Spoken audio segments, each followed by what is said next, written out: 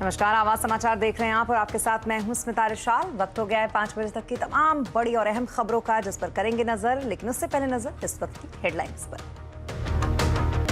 7 अगस्त से अकासा एयरलाइन में भरिए उड़ान बुकिंग हुई शुरू। अभी मुंबई, अहमदाबाद और बेंगलुरु, कोच्चि को जोड़ेगी कंपनी। सीबीएसई की 10वीं 12वीं के नतीजों में लड़कियों ने मारी बाजी। 12वीं में यूपी के बुलंदशहर की तानिया ने किया टॉप, आए 500 में से 500 नंबर। आज 5वें दिन भी संसद में जमकर हुआ हंगामा। बार बार रोकनी पड़ी दोनों सदनों की कार्यवाही। रवि किशन लाएंगे जनसंख्या कंट्रोल के लिए प्राइवेट मेंबर बिल।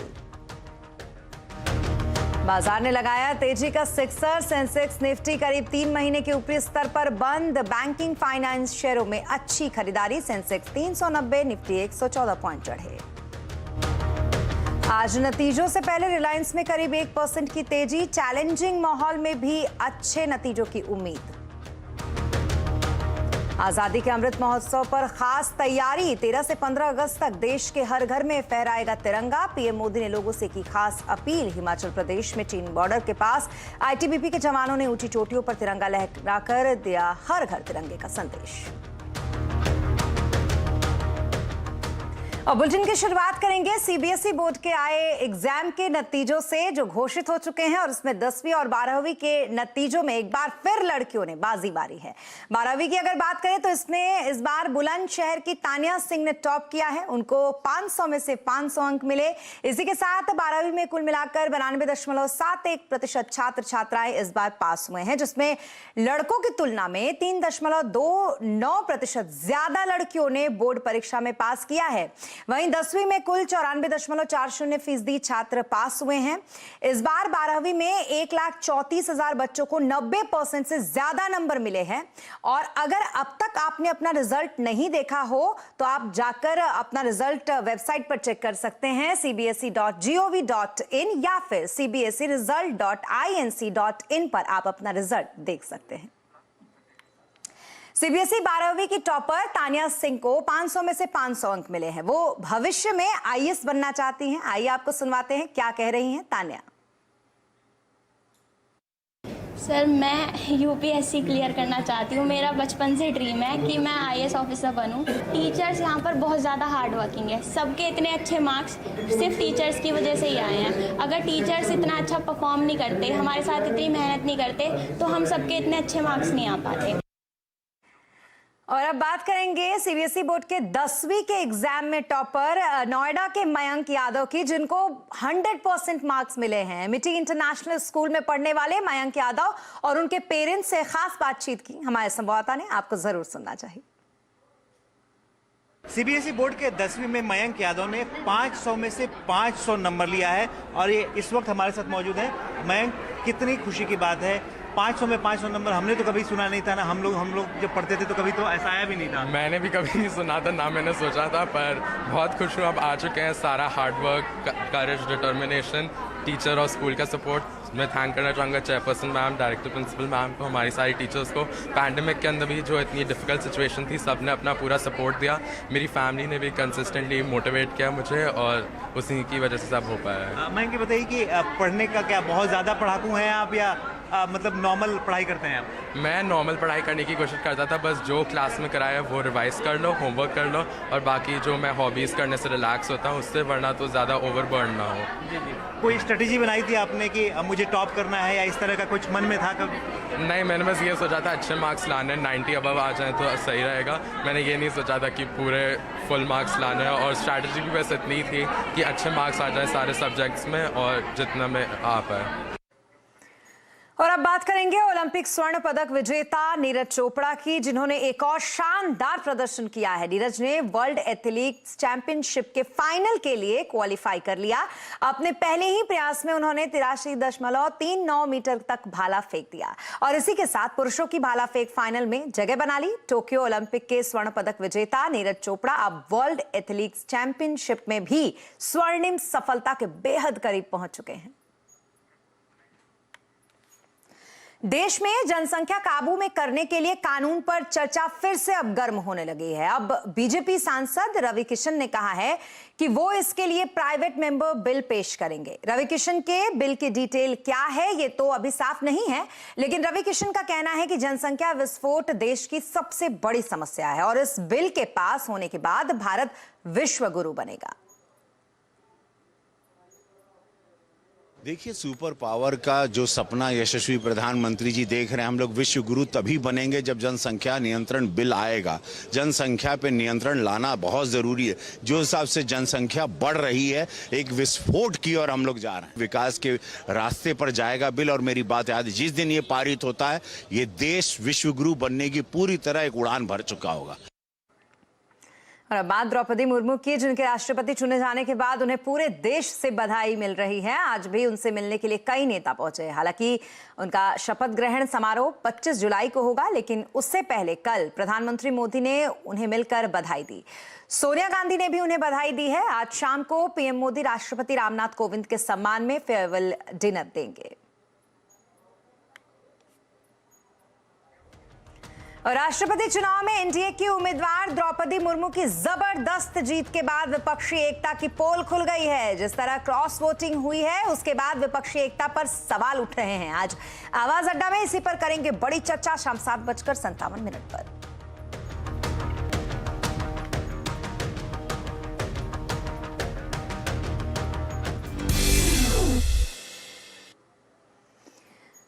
और अब बात आज से देश में नई एयरलाइंस आकाशा, जिसका आगाज हो गया है, उसकी करेंगे।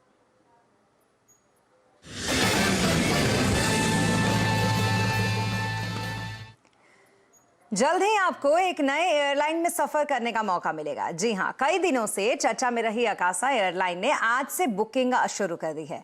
अगस्त में वो अपनी पहली उड़ान भरेगी। बड़े दावों के साथ बाजार में उतरने वाली आकाशा में क्या खास है, इस पर बात करने के लिए हमारे साथ हैं रोहन सिंह, जिनसे जानेंगे क्या कुछ तैयारी है आकाशा की।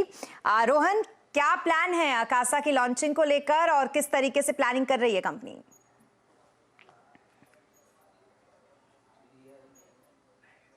जी, अगर प्लानिंग की हम बात करें तो 7 अगस्त वो तारीख रखी गई है जब आकाशा एयर की पहली उड़ान भरी जाएगी। इसके लिए बुकिंग आज से शुरू हो चुकी है। आप बुकिंग आप करवा सकते हैं। और जो पहली फ्लाइट होगी, इनॉग्रल फ्लाइट होगी, वो मुंबई से अहमदाबाद के लिए होगी। और पहले सप्ताह में करीब 28 प्लेन्स को जो है किया जाएगा। और दूसरे सप्ताह में यानी कि 13 अगस्त के बाद से अगर हम कहें तो जो है बेंगलोर और कोच्चि की उड़ान भरी जाएगी। और वो उस रूट को भी किया गया है। कुल मिलाकर अभी 4 शहर इनके रडार पे हैं। और अगर जो बेंगलुरु से कोच्चि की बात है, वहां पे भी 28 प्लेन हो गया। यानी कि शुरुआत के 10 दिनों में आकाशा 56 फ्लाइट्स को लॉन्च करने की तैयारी कर रही है। फिलहाल उनके पास उनके फ्लीट में 2 जहाज हैं और हर महीने वो 2 जहाज को ऐड करेंगे। तो जैसे जैसे उनके पास जहाज आते रहेंगे बोइंग 737 मैक्स, वैसे वैसे जो उनके रूट्स हैं वो बढ़ेंगे। और यही फिलहाल जो शुरुआती प्लानिंग है ये है उसकी। अब हम जानना ये भी चाहेंगे रोहन, क्योंकि किराए को लेकर आजकल बहुत चिंता रहती है यात्रियों की, और खास करके वो जब टिकट्स बुक करते हैं तो सबसे पहले किराया देखते हैं। इसलिए इस एयरलाइन का किराए को देखते हुए क्या कुछ प्लान है, कैसी रहेगी यहाँ पर?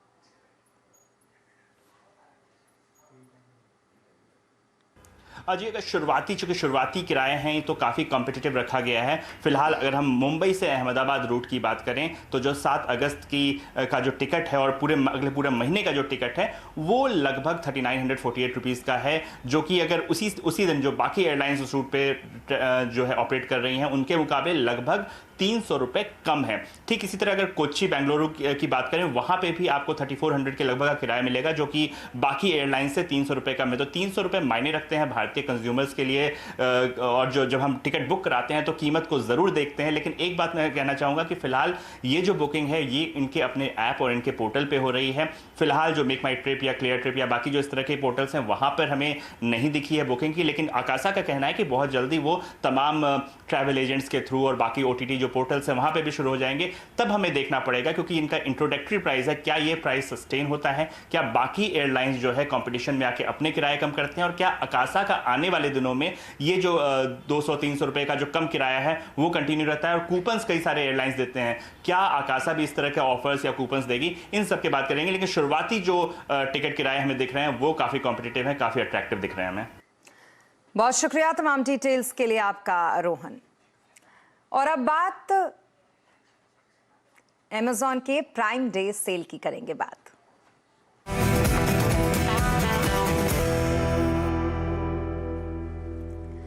फेस्टिव सीजन की शुरुआत होने वाली है और उसके लिए ई कॉमर्स मार्केट भी तैयार है। शुरुआत हो रही है अमेज़न की प्राइम डे सेल से, जो कि आज रात 12 बजे से शुरू हो रही है। इस बार अमेज़न की प्राइम डे सेल में क्या खास होने जा रहा है, ये बताने के लिए हमारे साथ हैं संवाददाता दीपाली नंदा। दीपाली, सबसे पहले तो आपसे ये जानना चाहेंगे कि अमेज़न मेंबर्स की जो ये प्राइम सेल है, इसमें क्या कुछ डिटेल है आपके पास? जी बिल्कुल, जिस प्राइम डे का इंतजार प्राइम मेंबर्स कर रहे हैं वो इंतजार जल्द ही खत्म होने जा रहा है। अमेज़न 23 से 24 जुलाई के बीच प्राइम डे सेल लगाने जा रहा है और सिर्फ प्राइम मेंबर्स के लिए ही इसमें हर एक कैटेगरी में ढेरों डिस्काउंट्स और ऑफर्स दिए जा रहे हैं।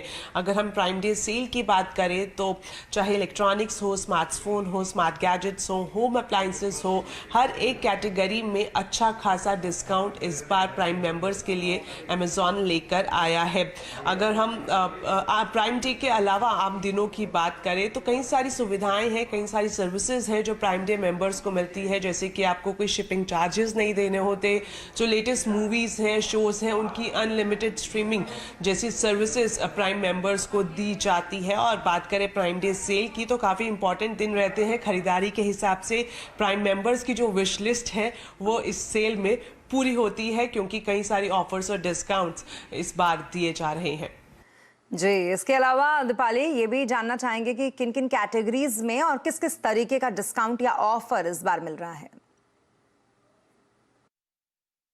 देखिए, इस बार की प्राइम डे सेल में जो सबसे पॉपुलर कैटेगरी है वो स्मार्टफोन, स्मार्ट गैजेट्स और इलेक्ट्रॉनिक्स ही है, जिसमें काफ़ी अच्छे ऑफर्स इस बार अमेज़न की तरफ से दिए जा रहे हैं। सबसे पहले अगर मैं स्मार्टफोन्स की बात करूं, जो कि हमेशा से एक पॉपुलर कैटेगरीज हैं, इस बार Realme, Redmi, Samsung, OnePlus के जो लेटेस्ट फ़ोन हैं उन पर 40% तक का डिस्काउंट दिया जा रहा है। एक नई शुरुआत अमेज़न करने जा रहा है, कूपन बेस्ड डिस्काउंट। अगर आप प्राइम मेंबर्स हैं तो आप अमेज़न के पेज पर जाकर कूपन पर क्लिक कर सकते हैं और अपना जो डिस्काउंट कूपन है वो कलेक्ट कर सकते हैं। और जब आप चेकआउट करेंगे सेल के दौरान तो ऑटोमेटिकली आपको ये बेनिफिट मिल जाएगा। इसके अलावा अगर हम होम अप्लाइंसेस की बात करें तो उस पर 70% तक का डिस्काउंट है। वहीं इलेक्ट्रॉनिक्स की बात करें, टीवी, रेफ्रिजरेटर, वॉशिंग मशीन, इस पर आपको 50 से 60% तक का डिस्काउंट इस प्राइम डे सेल में मिलेगा। बहुत शुक्रिया तमाम डिटेल्स के लिए आपका दीपाली। और श्रीलंका में रणिल विक्रमसिंघे के खिलाफ उग्र हो रहा है प्रदर्शन। सेना ने थाम ली है अब कमान। देंगे अपडेट ब्रेक के बाद।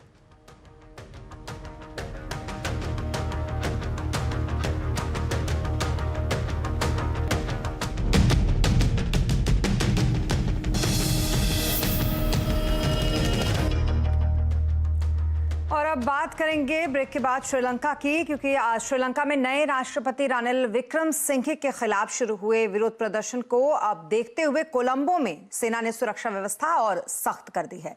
कोलंबो की सड़कों पर अब सेना टैंक के साथ गश्त कर रही है और वहां पर मौजूद हर प्रदर्शनकारी को हटाया जा चुका है।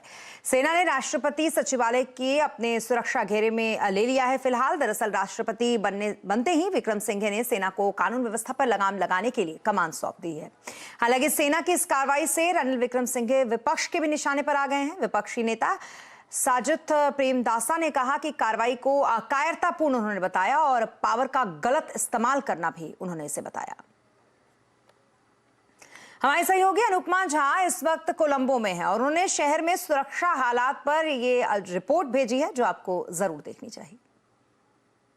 वो सड़कों पर तैनात है, चाहे सचिवालय की बात की जाए या ये आधे किलोमीटर के रास्ते की बात की जाए। इस पूरी जगह को जो है अब फिलहाल श्रीलंका आर्मी ने घेर लिया है। ये पूरी तरीके से तैनात है कि आखिर कोई भी अगर शांति व्यवस्था बिगाड़ने की कोशिश करता है तो आखिर किस तरीके से उन चीजों को हैंडल किया जाएगा, इसके लिए पूरी तरीके से तैनाती जो है कर दी गई है। लेकिन देखिए, बड़ी खबर आपको बता रहे हैं, रणिल विक्रमसिंघे के श्रीलंका का नया राष्ट्रपति बनने के बाद लगातार अब कोलंबो पर सेना का कब्जा हो चुका है। जो तस्वीर हम आपको दिखा रहे हैं, सुरक्षा व्यवस्था को लेकर सेना ने राष्ट्रपति सचिवालय में अपने सुरक्षा घेरे को जो है और भी ज्यादा बढ़ा लिया, और भी ज्यादा तैनात जो है कर लिया है।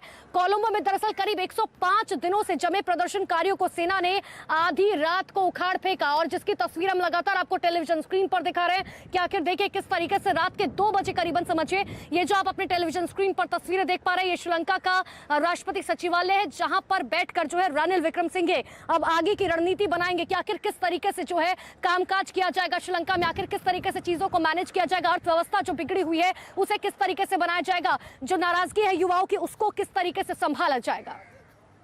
और हाल ही में नासा ने अंतरिक्ष के अनोखे नजारों को दुनिया के सामने पेश किया। ब्रह्मांड की high resolution images James Webb space telescope से ली गई। स्पेस टेक के क्षेत्र में इसरो के साथ मिलकर भारतीय स्टार्टअप भी बड़ा योगदान दे रहे हैं और स्पेस टेक इनोवेशन से आने वाले समय में बड़े बदलाव की उम्मीद जगा रहे हैं। पिछले हफ्ते नासा ने अंतरिक्ष के कुछ अनोखे नजारे दुनिया के सामने पेश किए। स्पेस टेक्नोलॉजी में इस तरह की हो रही तरक्की से यूनिवर्स के कई राज सामने निकल कर आ रहे हैं। इंडस्ट्री भी तेजी से बढ़ रही है।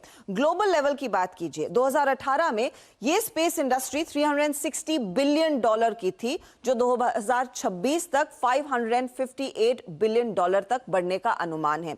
इसके मुकाबले भारत की स्पेस टेक इंडस्ट्री पर नजर डालिए। 2020 में लगभग $10.4 बिलियन का ये मार्केट था और अगले 4 सालों में ये यानी कि 2024 तक $50 बिलियन तक पहुंचने का अनुमान है।